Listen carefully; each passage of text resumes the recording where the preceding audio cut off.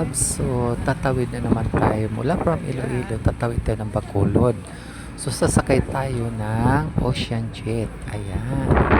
So abangan ang ating Bacolod tour. Okay guys, salamat tours. Thank you. Salamat. So papakulod na tayo. So from Bacolod Fort, so diretso tayo sa ating tour guide. Tapos dinala. So ngayon, punta tayo sa ancestral house ni Carla Avellana. Ayan. Guys, ang nagpapaliwanag ngayon, yan si Kuya Ronnie Hofelenia, ang anak ng may-ari dyan sa bahay na yan. Bali si Refugee Avellana ay kanyang pamangkin kasi si Refugee Avellana ay anak ng kanyang kapatid. So, mayroon. Tapos si Carla Avellana, kanyang apo na sa pamangkin. Okay guys, yun lang ipinapaliwanag. This is only one person, si Ramon. Journalist ito dati sa Manila. And he's dito nakalagay kasi he's the most important person in the house. Siya ang nag-convert ng house ito in museum. So lahat ng makikita ninyo rito is about himself and his collections. So, nang buhay pa, siya nagtutour guide dati. But unfortunately, ago of prostate cancer. So, he took over. Pero nang Manuel Ofelenia at Hilda Ofelia. And, alam niyo ang resin, katulad yung paan ng piano. Yung powder ginagamit ni Yulo, yung parang di sa madulas. Ang gumawa nito, national artist, dapat niya alam ninyo, si Guillermo Tolentino. Familiar?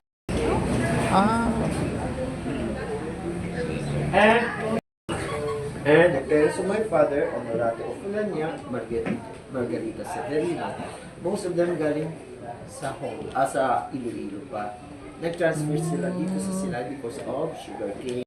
Walang pera dito sa Pilipinas sa arts, diba? So, sa dulo yun, si Ramon, the one who converted this as a museum, stays after the teach siya sa school niya. Ang dalawang sisters ko nagtuturo na. At kapatid mo. Good friend. Good friend? Yeah. Kasi mukhang mga bata kayo, palagay kong kilala niyo yung apo na. Sa anak ko umpisa. Sa anak? Yeah. Ang anak niya, si Ray P.J. Avellana. Kilala niyo? Yes. Matanda ka na rin po. Hindi, gusto mo. Kilala niyo? Yes. Kilala niyo rin? GMA, right? Yes. There you go. Dati ako performer sa Manila Metropolitan Theater sa Plaza Longtong. 1977. Hindi ba? Nag-close and then they opened 3 years ago. And this piano is more than 100 years old. Pag may nakita kayong piano, may candelabra, minsan sa it came from Europe. So, Parang pang-uling. pang-uling.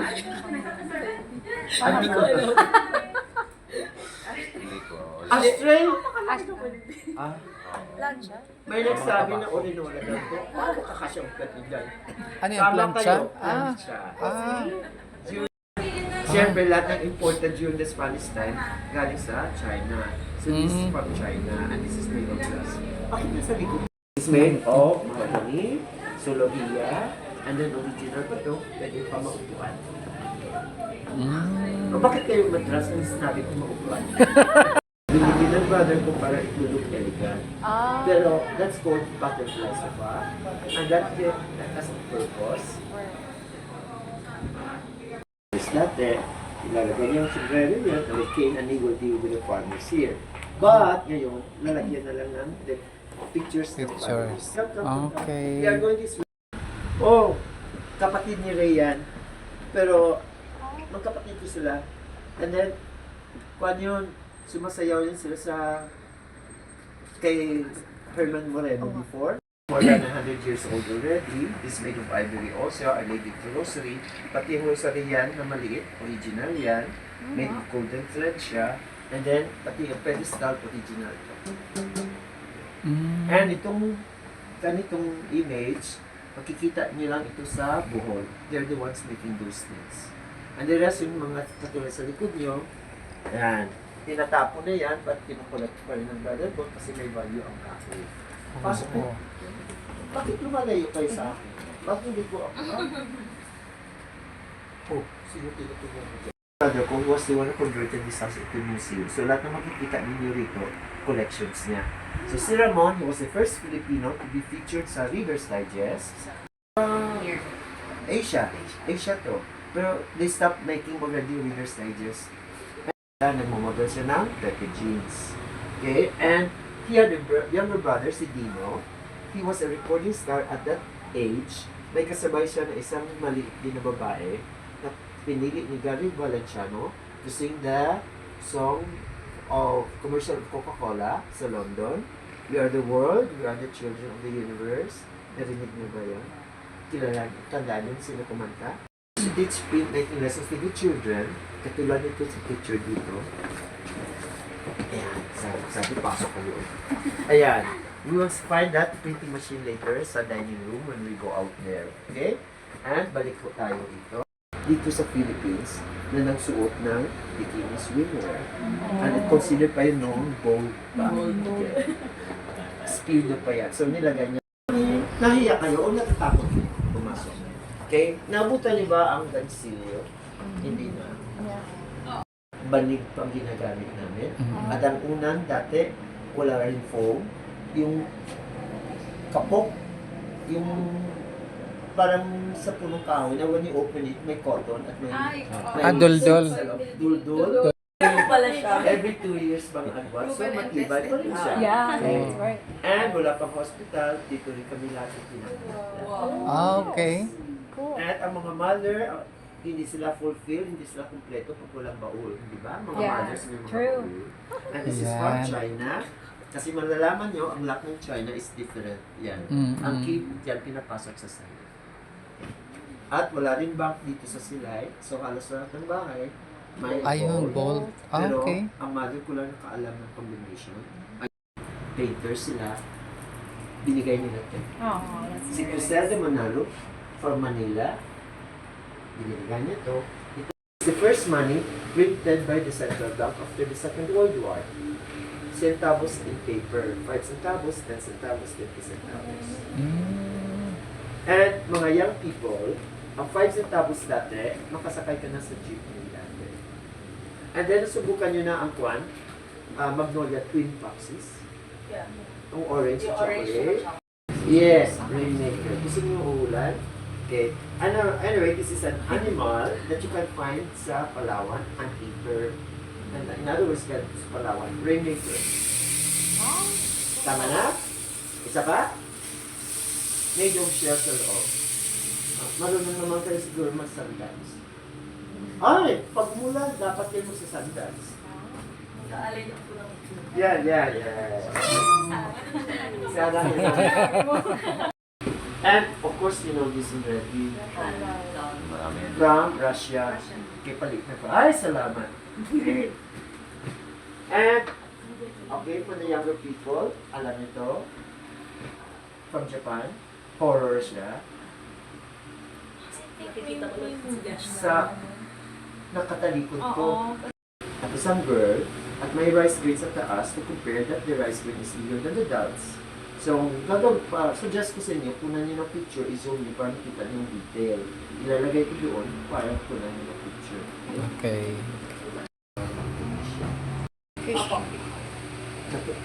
Christian. May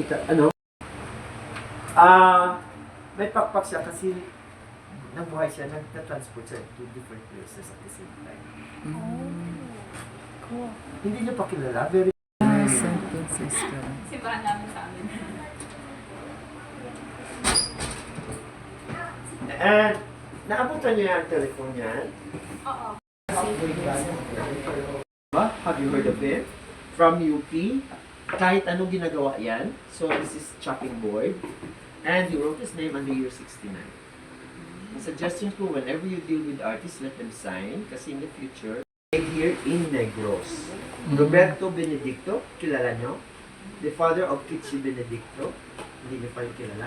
Anyway, Roberto Benedicto was assigned here by Marcos during the martial law to be in charge of Negros, to handle all the money here. So ginawa niya ito, actually for, ang intention na is for the farmers kasi walang electricity pa sa farm. Kasi ito, kahit battery ng traktora or wood and then you card whatever you want, okay? And you place ink. You place it on the paper to be printed. You cover it.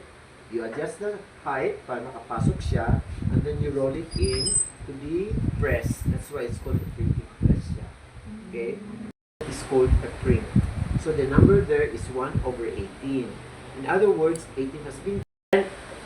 When you print again, you put ink again, it will not appear as the first print. It might get darkened.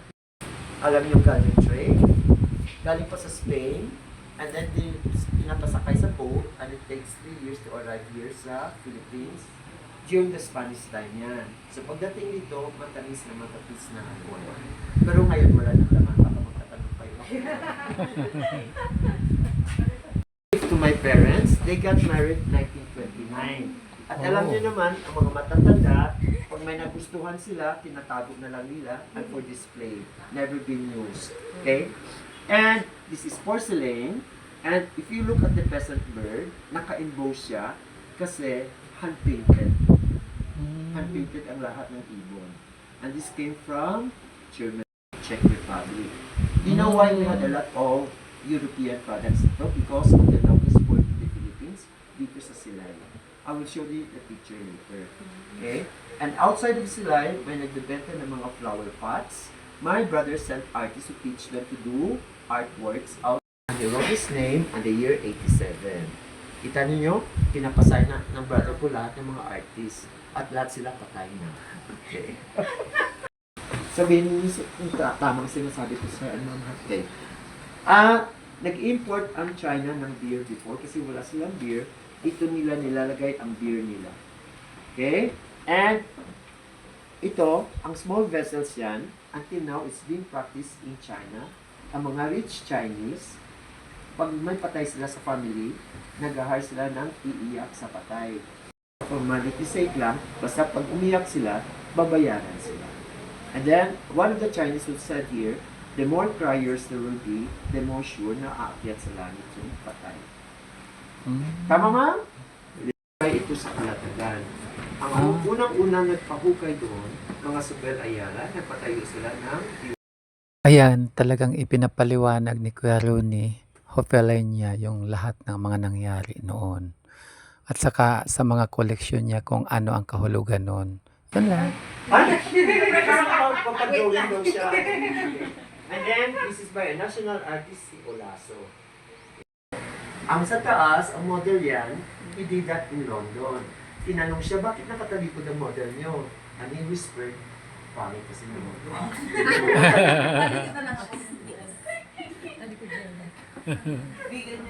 And, parang makuha kayo, ay another question. Former President of the Philippines, tingnan nyo ang wife kung sino ang kamukha ng wife.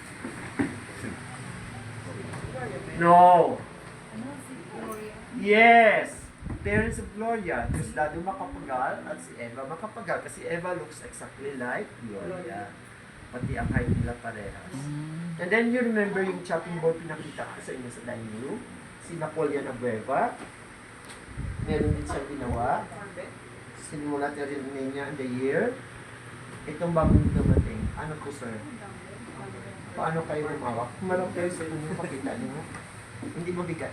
Oh, paano? Okay, ganoon. Pero according kay Napoleon Abueva, hindi daw sa gitna ang hawak.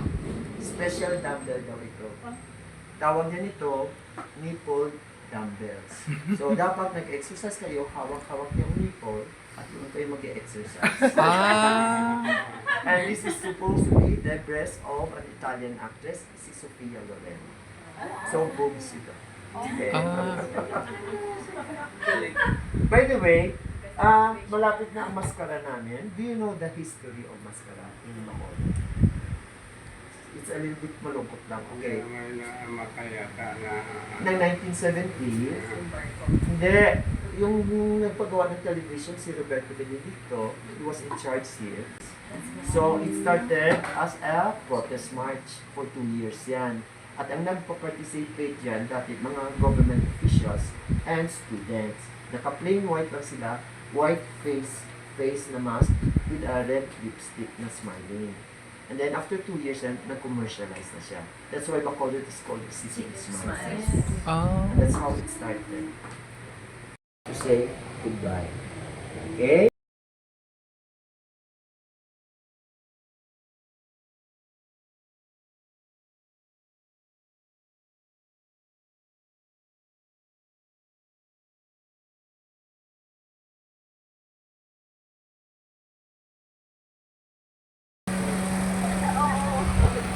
Ang ganda ng picture mo sa kanya.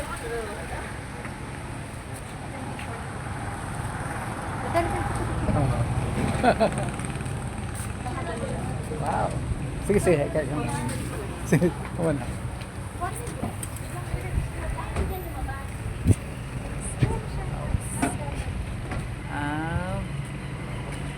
Adaliana. Thank you. I love Silay.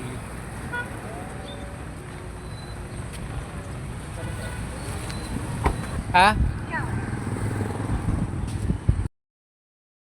Di kuha picture pag dyan sa mga Hofelenia family. Ay, ang ganda ng bahay. O, talagang lumang-luma talaga. O, di ba? Yan ang kabuhang kwento ng Hofelenia. Thank you!